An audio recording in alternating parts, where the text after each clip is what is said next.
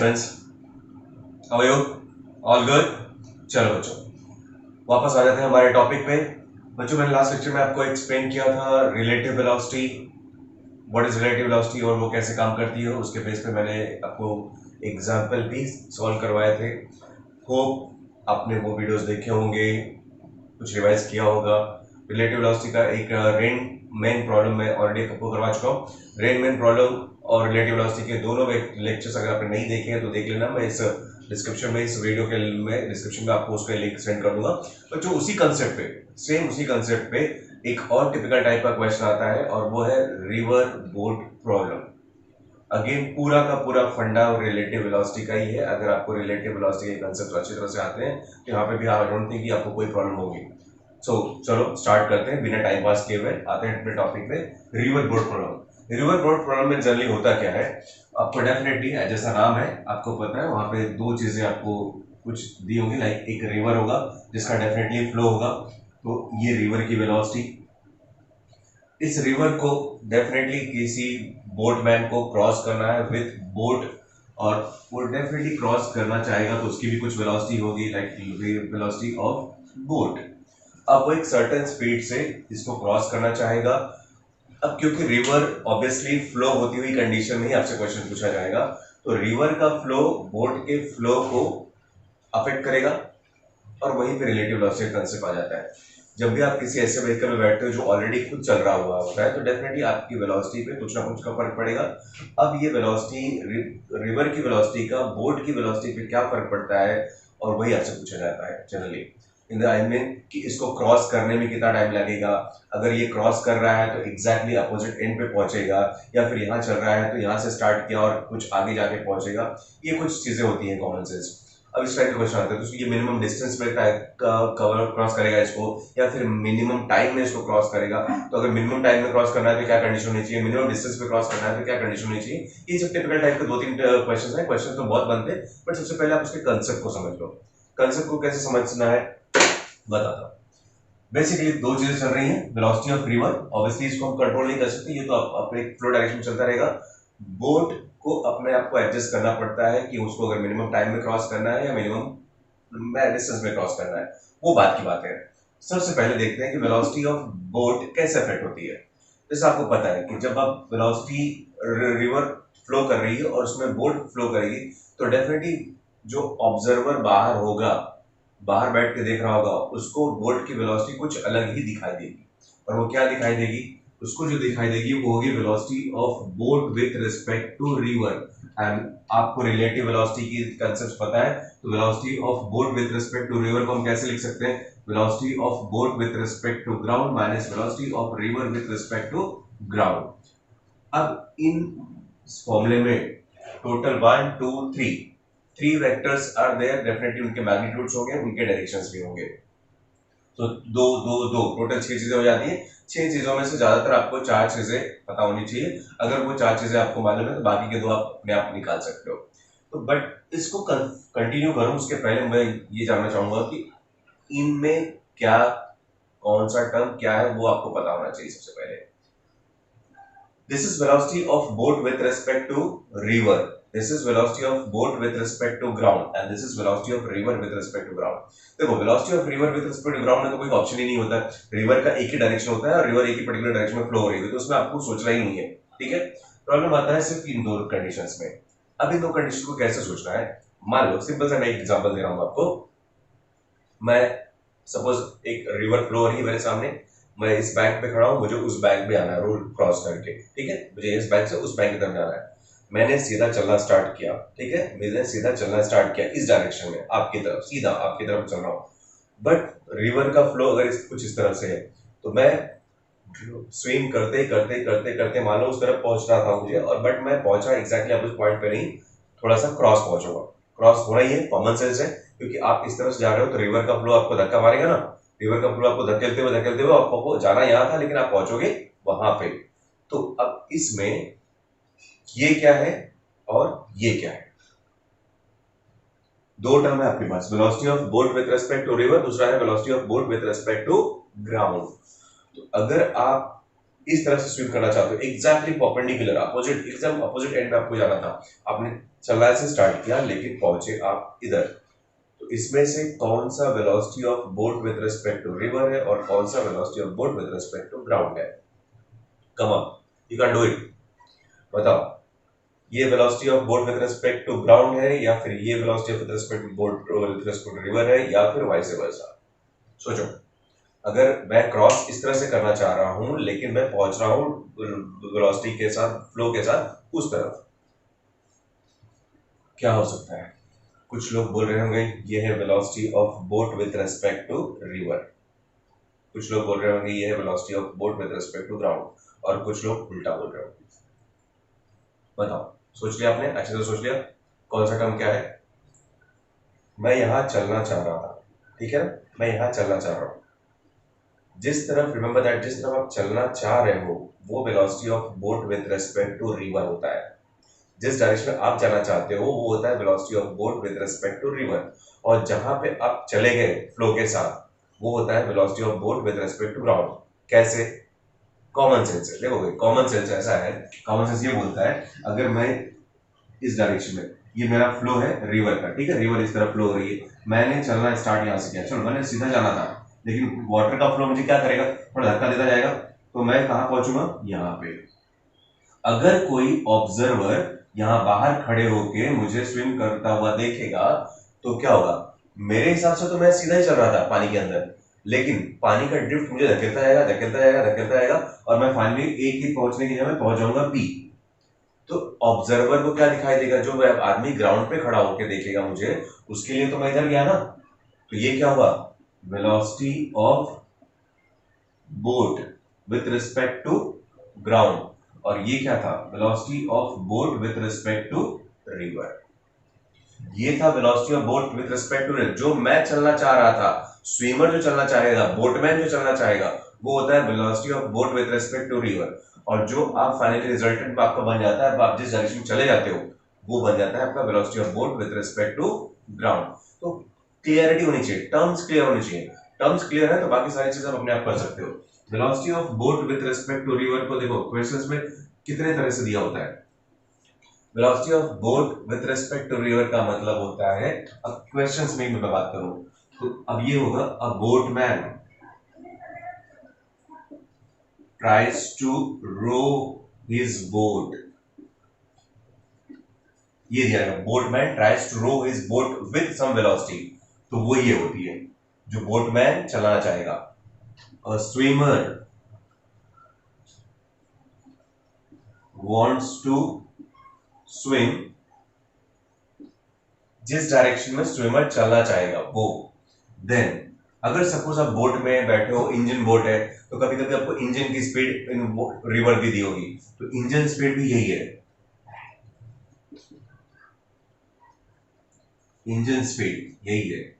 कभी कभी एक और टर्म दिया रहता है कि the swimmer can swim with speed in still water, या boatman can row his boat with so and so velocity in still water. ये क्या होता है? स्टिल वाटर मतलब नदी बह रही नहीं होगी तो, लेकिन नदी बहेगी नहीं है तो कंसेप्चुअल ही है ना, बोल अगर कंसिडर कर लेते हैं कि अगर नदी नहीं बह रही होती तो फिर आप जैसे चाहते सीधा वैसे जाते, isn't it? अगर ये रिवर फ्लो नहीं हो रही होती तो आप जिस डायरेक्शन में चलना स्टार्ट करते उस डायरेक्शन में जाते ना, तो इनडायरेक्टली उस टाइम पे भी क्या दिया है आपको? VBR दिया है। अगर क्वेश्चन ये दिया है कि boatman tries to row his boat in still water with velocity, तो वो भी यही है, a boatman tries to row his boat in still water, या swimmer can swim in still water। तो वहां पे भी अब ये जो जितने फंडे आपको दिख रहे हैं ना, जितने भी टर्म्स दिख रहे हैं, ये सब के सब क्या होते हैं? VBR। क्या होते हैं ये? VBR।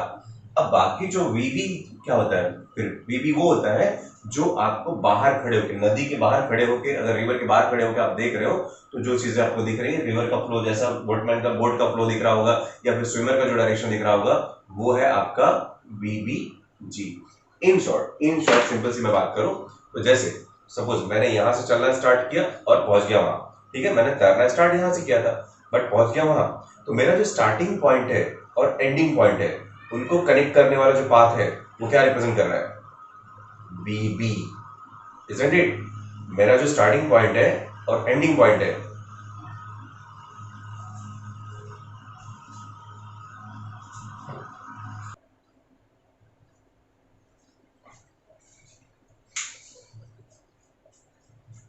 Okay, so we are clear है? VPG with respect to ground, that means velocity of boat with respect to ground क्या होता है? अगर मैंने चलना स्टार्ट यहां पे किया लेकिन मैं पहुंच गया यहां पे, मतलब मेरा जो स्टार्टिंग पॉइंट था और जो एंडिंग पॉइंट था उसको कनेक्ट करने वाला जो पाथ होता है वो किसको रिप्रेजेंट कर रहा है, VBG को। मतलब अगर मैं इसकी बात करूं, velocity of B that is boat with respect to ground is the line connecting starting and ending position। Simple. इस तरह से आपको चीजें समझ में आनी चाहिए।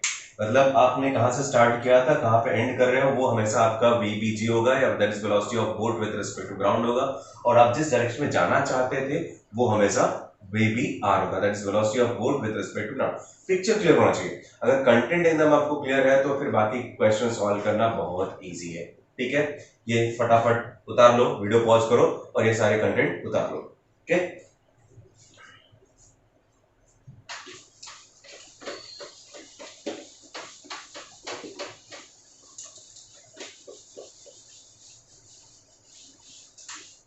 अब देखो इसमें बहुत सिंपल इस चीजें की अगर मैं बात करूं तो एक चीज आती है अपस्ट्रीम डाउनस्ट्रीम।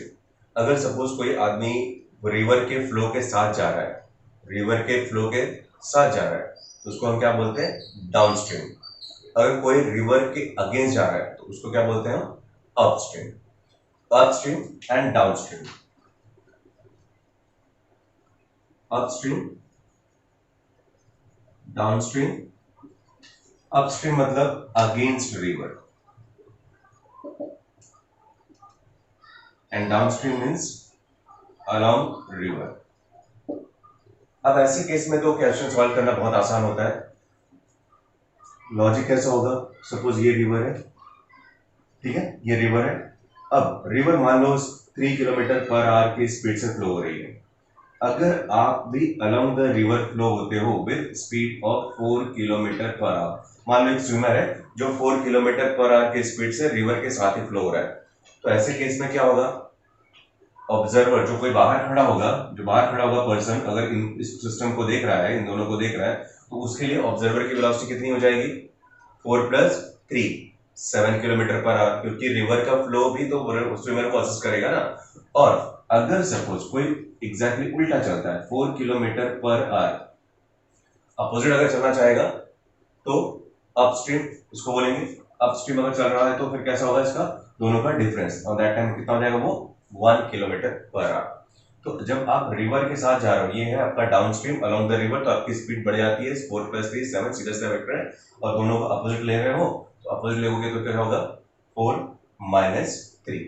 ठीक है, तब ये 1 किलोमीटर पर आवर की स्पीड से आप चले लोगे। तो ये चीज है। अब इनमें क्वेश्चन आपसे पूछा जाता है अगर सर्टेन डिस्टेंस कवर करना है तो कितना टाइम लगेगा। ये तो बहुत सिंपल है, time equals to distance by velocity निकाल लो। अलोंग द रिवर है तो वेलोसिटी 4 + 3 7 हो जाएगी, और रिवर के अगेंस्ट जा रहे हो तो वेलोसिटी दोनों का डिफरेंस मतलब 1 किलोमीटर पर आवर जाएगी। इस सब क्वेश्चन बहुत इजी, ये तो जल्दी जल्दी पूछे नहीं जाते, ये सब क्वेश्चन आपको 8 9 या स्कूल लेवल में कराए जाते हैं। अब आते हैं हमारे मेन कंटेंट पे, जो नीट और जेई पॉइंट ऑफ व्यू है, उसमें क्वेश्चंस कैसे बनते हैं ये देखो।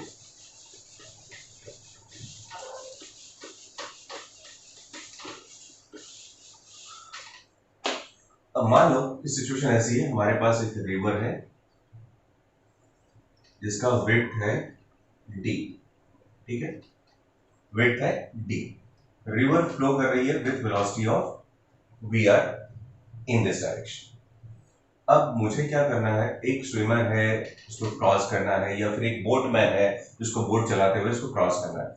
मान लो कि इस ये अपोजिट एंड है इसका, बट रिवर बोटमैन अपनी बोट को कुछ ऐसे चला रहा है with certain angle theta with respect to the vertical, ठीक है।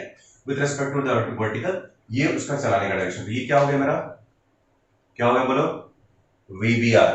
करेक्ट, जिस डायरेक्शन में मैं चलना चाहता हूं वो मेरा वीबीआर है। ठीक है, ये वीबीआर हो गया, ये हमारा वीआर है। अब अगर आपको उसको क्रॉस करना है तो कौन कौन से फैक्टर्स आपको पता होना चाहिए। चलो let's see, first of all VBR को क्रॉस कर लेते हैं और रिजॉल्व कर लेते हैं दो पार्ट में। ये क्या बन जाएगा आपका वीबीआर कॉस थीटा, ये बन जाएगा आपका वीबीआर साइन थीटा। क्लियर, इससे ज्यादा कुछ कंपोनेंट नहीं हो सकते। अब देखो, अब पॉइंट आता है कि अगर आपसे पूछा जाए कि इस रिवर को क्रॉस करने में कितना टाइम लगेगा, अगर स्ट्रेट अवे आपको क्रॉस करना हो तो कितना टाइम लगेगा। क्रॉस करने का मतलब है वर्टिकल डिस्टेंस की आप बात कर रहे हो, इस वर्टिकल डिस्टेंस को कवर करने में कितना टाइम लगेगा। वर्टिकल डिस्टेंस को कवर करने के लिए कौन हेल्प कर रहा है आपको, V V R cos theta.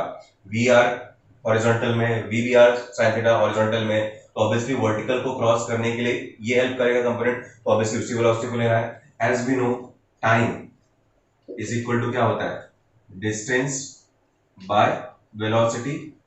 Correct, तो टाइम टू क्रॉस, अगर t is suppose time to cross, तो क्या आएगा, डिस्टेंस हमारा d और वेलोसिटी कितनी, v v r cos theta. ठीक है, यहां से आपको मिल गया formula for time to cross. Clear है, टाइम टू क्रॉस। अब दूसरी चीज देखो, अब क्योंकि वी आर और V B R sine theta, V R और V B R sine theta इनका रिजल्ट है, क्योंकि ये अगर सपोज क्रॉस करना है कोई इस तरह से आएगा, ये कॉमन सेंस बनता है हमारा कि अगर velocity of boat with respect to river है और रिवर्स को ड्रिफ्ट कर ले तो कहीं ना कहीं ये इस तरफ जाएगा, और इस तरफ जाने का पीछे का रीजन क्या होता है, V R is greater than V B R sine theta. V R is greater than V B R sine theta, तो अलोंग द हॉरिजॉन्टल जो रिजल्टेंट वेलोसिटी आएगी वो क्या होगी, V R minus V B R sine theta. अब ये velocity क्या करेगी, इसको V R V minus V B R sine theta की जो वेलोसिटी होगी वो इसको ड्रिफ्ट करेगी। मान लो हमको पता नहीं कि एग्जैक्टली कहां पे पहुंचेगा अपोजिट एंड पे, हम ये कंसीडर कर लेते हैं कि ये पार्टिकल यहाँ, सॉरी ये बोट यहाँ पे पहुंची, जाना था इसको यहाँ पे, लेकिन ये फाइनली पहुंची कहां पे, यहाँ पे। ठीक है, अब इनको नाम दे सकते हो एम एन टी। अब देखो, इसने स्टार्ट किया था इस डायरेक्शन में बट फाइनली अपोजिट एंड पे पहुंचा कहां पे, टी पे, कहां पहुंच रहा है, टी पे। तो इसको क्रॉस तो यहां पे करना था बट पहुंच गया यहां, तो ये जो अपोजिट एंड से लेके जो एक्स्ट्रा डिस्टेंस इसको कवर करना पड़ा ना, इसी को बोलते हैं ड्रिफ्ट। क्या बोलते हैं इसको, ड्रिफ्ट। इसको आप एक्स से रिप्रेजेंट कर सकते हो। अब ये कैसे निकालोगे, ड्रिफ्ट कितना हुआ, ड्रिफ्ट कैसे हुआ, ड्रिफ्ट किसकी वजह से होता है, हॉरिजॉन्टल वेलोसिटी, हॉरिजॉन्टल वेलोसिटी उसको पुश करेगी ना, और कितने टाइम में लेके जाएगी, कितना टाइम में, जितने टाइम में भाई ये क्रॉस करेगा उतने टाइम में तो वहां पहुंचेगा ना, क्योंकि जब ये उस अपोजिट बैंक पे पहुंचेगा तभी तो आपको पता चलेगा कि एग्जैक्टली वो कहां पे पहुंचा। तो स्टार्ट से एंड तक जितना टाइम क्रॉस करने में लगता है उतना टाइम ड्रिफ्ट को कवर करने में भी लगेगा। तो देखो, अब ड्रिफ्ट का क्या कॉन्सेप्ट है, ड्रिफ्ट हम कैसे निकाल सकते हैं, ड्रिफ्ट x इक्वल्स टू क्या होगा, velocity into time, displacement is velocity into time होता है ना। तो अब यहाँ पे वेलोसिटी कौन सी रिस्पांसिबल है, V R minus V B R sine theta. इस वेलोसिटी के साथ टाइम कितना लगा, t, बट हमारा टाइम है कितना exactly, d by V B R cos theta. ये हमारा सेकेंड पार्ट। तो अगर आपसे टाइम पूछा जाएगा तो आप पहला वाला फॉर्मूला यूज कर सकते हो, दूसरा अगर आपसे ड्रिफ्ट निकालने के लिए पूछ लिया गया तो फिर आपका ये वाला formula, simple as that. Clear, अब ये है इसका पूरा वेक्टर डायग्राम जिसमें हमने सारे फोर्सेस को एक्सप्लेन कर दिया। अब अगर आपको ये डायग्राम क्लियर है, ये फॉर्मूला क्लियर है, time to cross the river and how much is the drift, तो अब इससे रिलेटेड कितने भी क्वेश्चंस आ जाए सब के सब आप अटेम्प्ट कर सकते हो।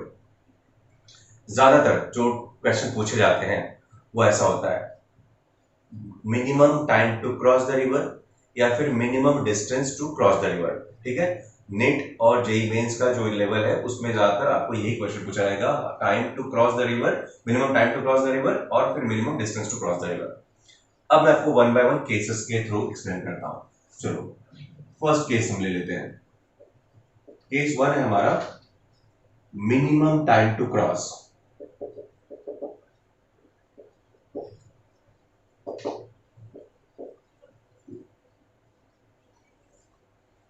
अगर आप चाहते हो कि ये बोट मिनिमम टाइम में क्रॉस करे तो क्वेश्चन आपसे पूछा जा सकता है कि what should be the angle, कितने एंगल पे इसको चलना चाहिए कि ये मिनिमम टाइम में इसको क्रॉस करे। लेट्स सी हियर टाइम का फॉर्मूला क्या है। अगर आप चाहते हो टी मिनिमम होना चाहिए, correct, T should be minimum, तो आपका d by V B R cos theta should be minimum, correct, d by V B R cos theta minimum होना चाहिए।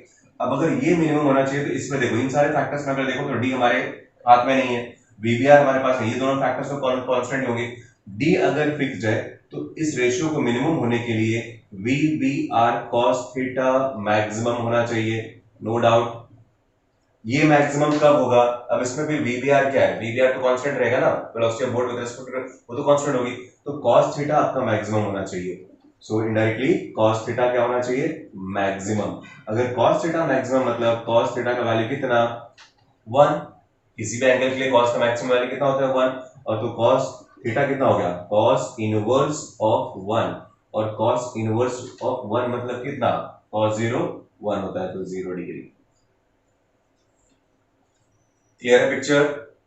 मतलब ये क्या बोल रहा है, अगर आपको किसी भी स्पीड से बोट को मिनिमम टाइम में क्रॉस करना है, मिनिमम टाइम में क्रॉस करना है तो आपको कैसे चलना पड़ेगा, angle with respect to vertical कितना बनाना पड़ेगा, 0। इनडायरेक्टली आपको ऐसे चलना पड़ेगा। अगर आप फ्लो, रिवर फ्लो ऐसे हो रही है और आप चाहते हो कि कम से कम टाइम में आप इसको क्रॉस कर लो, तो आपको सीधा वर्टिकल पोजीशन में चलना पड़ेगा, perpendicular to the flow of the river, theta 0। Simple, ये लॉजिक है।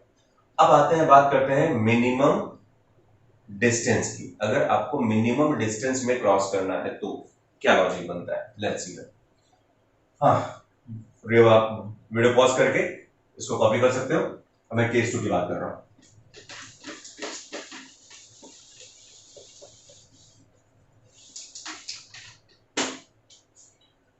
केस 2 है minimum distance, to cross with minimum distance.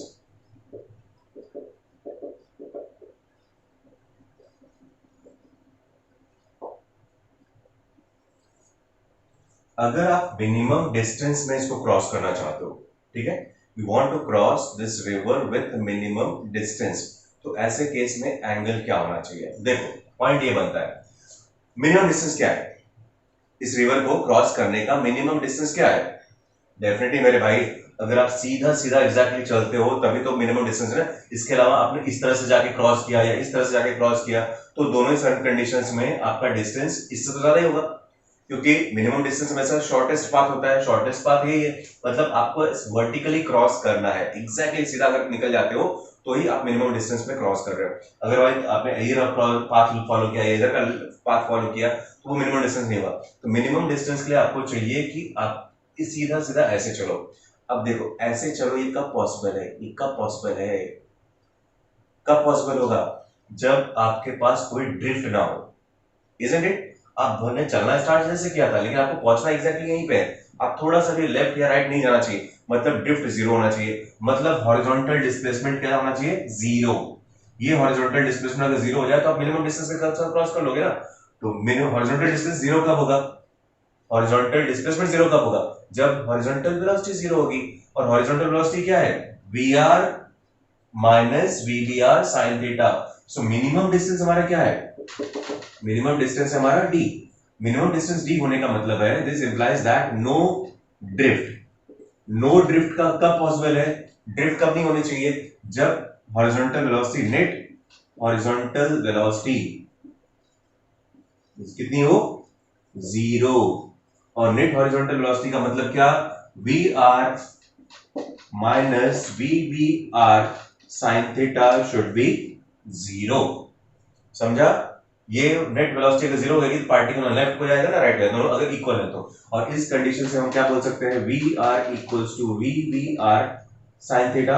यहां से हमारे पास फॉर्मूला आएगा sine theta equals to V R divided by V B are.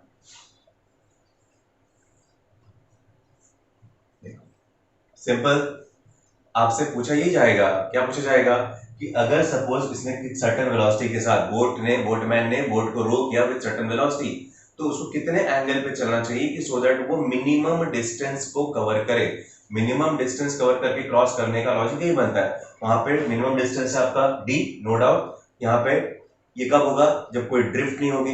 Drift नहीं होगा कब होगा? तो जब नेट हॉरिजॉन्टल वेलोसिटी 0 होगी, और नेट हॉरिजॉन्टल वेलोसिटी का मतलब V minus V B R equals to 0, and so from here you get sine theta का वैल्यू।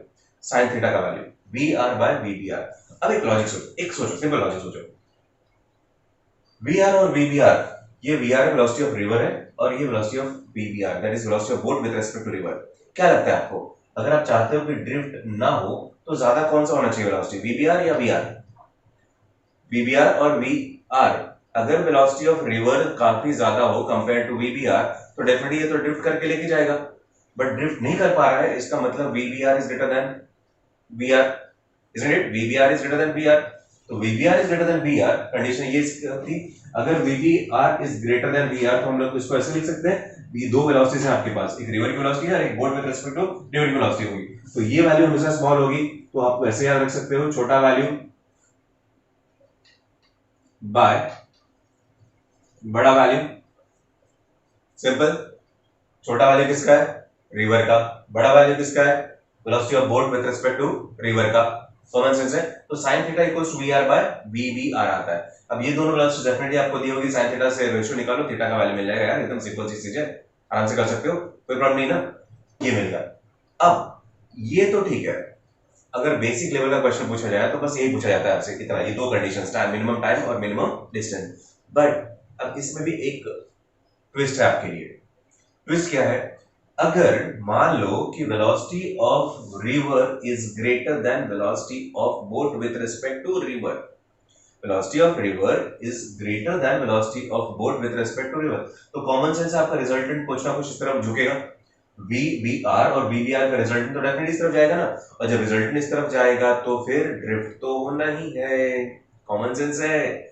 अगर V R is greater than V B R तो रिजल्टेंट डेफिनेटली इस तरफ झुकेगा, और जब रिजल्टेंट इस तरफ जाएगा तो वो कहीं ना कहीं तो पहुंचेगा, ड्रिफ्ट तो करेगा एक्स।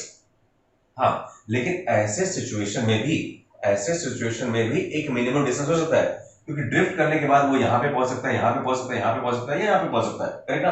कहीं ना कहीं तो जाएगा, कहीं कुछ तो ड्रिफ्ट करेगा, बट फिर भी ऐसे कंडीशन में भी वो क्वेश्चन आपसे पूछ सकते हैं कि what is the minimum distance to cross the river, क्योंकि ये इससे ज्यादा, ये उससे ज्यादा, ये उससे ज्यादा, ये, करेक्ट ना? तो अगर suppose V R is greater than V B R, तो ऐसे सिचुएशन में, कंडीशन में आप क्या करोगे? अब देखो केस 2 आते हैं, इसमें ये केस 2 का पार्ट ए था, इसको आप पार्ट ए लिख सकते हो केस 2 का। अब मैं चलता हूं पार्ट बी पे। ये का फॉर्मूला किसके लिए था? फिर फाइनली हमारा समरी क्या था यहाँ पे? पार्ट ए किसके लिए है? जब आपका V B R greater than V R हो तो। अब मैं पार्ट बी लूंगा जहां पे कंडीशन एग्जैक्टली उल्टा होगा।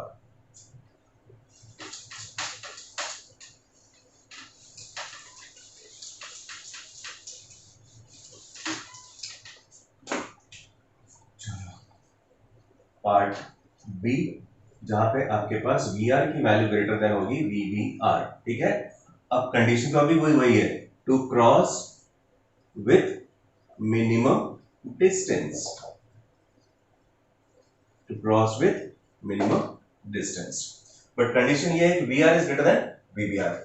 अब देखो V R is greater than V B R है तो डेफिनेटली ड्रिफ्ट तो होना है, कॉमन सेंस है। अब ड्रिफ्ट ये यहां से x और यहां से ये d, मिनिमम डिस्टेंस क्या, जो डिस्टेंस वो ट्रैवल कर रहा है बोट या सॉरी स्विमर, वो तो यही है ना, तो ये वैल्यू क्या होगी? अगर ये x है ये d है तो ये वैल्यू क्या होगी तुम्हारी? Under root of X square plus D square. अरे सिंपल पाइथागोरस थ्योरम ना यार, ये कितना हुआ? Under root of X square plus D square. अब आप चाहते हो under root of X square plus D square का वैल्यू कितना होना चाहिए? मिनिमम, करेक्ट ना? ये जो distance covered by the part boat है या फिर स्विमर है, ये मिनिमम होना चाहिए। अब इसमें भी देख लो, इसमें भी डी तो आपके कंट्रोल में नहीं है, विड्थ ऑफ द रिवर तो फिक्स्ड है, तो ये वैल्यू कम मिनिमम होगी जब आपकी x की वैल्यू मिनिमम होगी, करेक्ट ना? This implies that x should be minimum. अब x मिनिमम मतलब क्या? x क्या था? x इक्वल्स टू, मतलब मैं इसकी बात कर रहा हूं, अगर x इक्वल्स टू क्या है? V R minus V B R sine theta into D by V B R cos theta equals to minimum. Fine.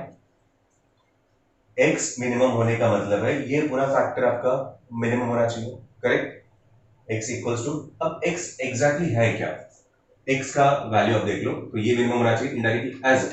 अब ये मिनिमम किस कंडीशन में होगा, let's see here X equals to आपका है V R minus V B R sine theta D by V B R cos theta, correct. आप देख सकते हो अब एक्स कौन कौन से फैक्टर्स पे डिपेंड है, V R constant, V B R constant, D constant, V B R constant, तो दो ही फैक्टर है sin थीटा cos थीटा। मतलब अगेन एक्स का वैल्यू इज डिपेंडेंट ऑन किस पे, एक्स का वैल्यू डिपेंडेंट ऑन थीटा, तो X is function of theta. और अगर आप चाहते हो कि एक्स मिनिमम हो तो अब यहां पे थोड़ी सी मैथमेटिक्स हम ले लेते हैं। क्या करेंगे, अगर if you want X is a function of theta and you want X to be minimum, X minimum कब होगा, when to be x to be minimum if x is minimum और x is to be minimum, तो dx by d theta क्या होना चाहिए आपका, dx by d theta कितना होना चाहिए, जीरो। डेरिवेटिव का कंसेप्ट। अब क्या आएगा, इसको डिफरेंशिएट करो विथ रिस्पेक्ट टू थीटा, इसको आपको क्या करना है, डिफरेंशिएट करना है दिस होल वैल्यू। अगर मैं इसको डिफरेंशिएट करूं तो पहले तो x की जगह पे आप ब्रैकेट ओपन करोगे तो क्या आएगा, डिफरेंशिएशन ऑफ वी आर, मैं ब्रैकेट ओपन कर रहा हूं, V R D by V B R cos theta minus V B R D sine theta divided by V B R cos theta with respect to theta equals to zero. Clear. Differentiate करो इसको, differentiate करोगे तो क्या आएगा, V R D by V B R, correct ना। ये cos theta को हम सेक थीटा लिख सकते हैं, ठीक है। V B R differentiation of this and to cos theta can be written as sec theta V B R minus V B R D sine theta by cos theta क्या हो जाएगा आपका, tan theta divided by V B R equals to zero. अब यहां पे देखो we B R cancel, ठीक है, वी बी आर कैंसिल हो रहा है। अब मुझे इसको स्पेस चाहिए, चलो रब करता हूं, ये वार्ड बना देता हूं यहां से, ठीक है। अब क्या बचा आपके पास, V R D by V B R sec theta, और यहाँ पे क्या बच रहा है आपके पास, वी बी आर कैंसिल होकर डी साइन थीटा। इसका डिफरेंशिएशन अगर आप करते हो तो आपको क्या मिलेगा, V R D by V B R, this will be sec theta tan theta minus tan theta का डेरिवेटिव क्या होता है, sec square theta, sec square theta equals to zero, correct. ये फॉर्मूला मिला आपको। अब क्या करो आप, उसको उस तरफ लेके जाओ, V R D by V B R sec theta tan theta equals to D sec square theta, एक गायब, डी डी गायब हो जाएगा। यहाँ पे क्या बच रहा है आपके पास, V R by V B R into tan theta, correct, equals to sec square theta. Sec square theta मतलब क्या, one by cos square theta, correct. tan theta को sin theta by cos square लिख सकते हैं, तो क्या बचा हम पे, V R by V B R sin theta by cos theta equals to one by cos square theta, ठीक है ना। फिर इसका cos उसके cos से कैंसिल होगा, गेटिंग इट, cos cos का एक पावर जाएगा, वहां पे cos बचेगा। Something is wrong.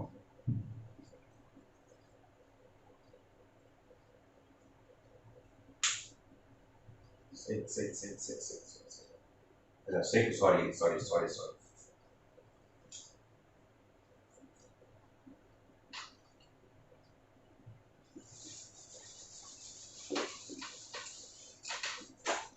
Okay, so इस तरह मैं लिखता हूं। सो इसका डिफरेंशिएशन क्या आएगा, V R D sec theta V B R, ये हो गया आपका sec theta tan theta minus D sec square theta equals to zero. So we R D by V B R sec theta tan theta equals to D sec square theta. Fine, cancellation किसका होगा, d cancels with d, एक इसका sec गया तो यहां बचा sec theta is nothing but 1 by cos theta.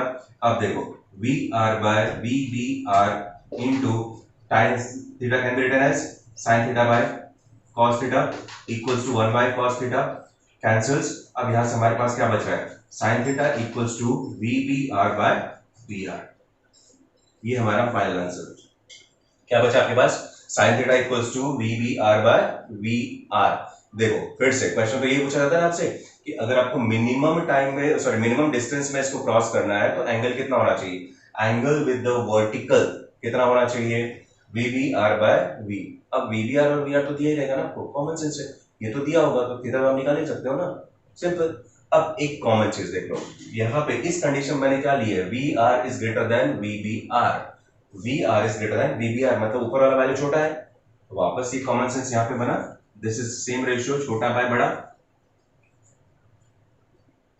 तो अगर आप मिनिमम डिस्टेंस का क्वेश्चन आपसे पूछा जाए कि मिनिमम डिस्टेंस से आपको क्रॉस करना है, आपको ये सोचने की जरूरत ही नहीं है कि ये vr ग्रेटर है कि vbr ग्रेटर है या vbr स्मॉलर है या ये ग्रेटर है, दोनों ही सर्कमस्टेंसेस में ये चीज आपको कॉमन मिली थी, sin थीटा इक्वल्स टू छोटा बाय बड़ा।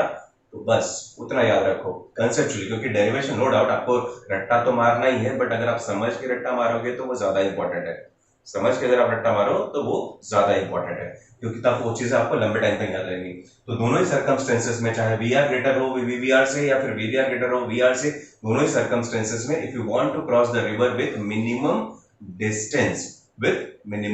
डिस्टेंस तो क्या होना चाहिए, साइन थीटा का लॉजिक छोटा वैल्यू बाय बड़ा वैल्यू, सिंपल ये है। तो बच्चों इसी दो कंसेप्ट में क्वेश्चन आते हैं, या तो मिनिमम टाइम पूछा जाएगा आपसे या फिर मिनिमम डिस्टेंस पूछा जाएगा। और अगर ये पूरा कंसेप्ट आपको क्लियर है तो you can solve any of the question की कोई कमी नहीं है, भर के क्वेश्चन आते हैं, डिफरेंट हजारों क्वेश्चन बन सकते हैं, बट प्रॉब्लम है कि आपको सिर्फ कंसेप्ट समझना है। अगर आपने कंसेप्ट समझ लिया तो you can tackle with everything. So इस लेक्चर में मैंने आपको पूरा थॉरली कंसेप्ट एक्सप्लेन कर दिया है। अब मैं नेक्स्ट लेक्चर में आपको इस पे बेस्ड न्यूमेरिकल्स करवाता हूं। ओके, सो पहले आप पूरी थ्योरी को 2 बार 3 बार रिपीट रिवाइज करो और उसके बाद ही क्वेश्चन न्यूमेरिकल्स पे आना, ठीक है। सो इस लेक्चर में अभी के लिए टाटा बाय।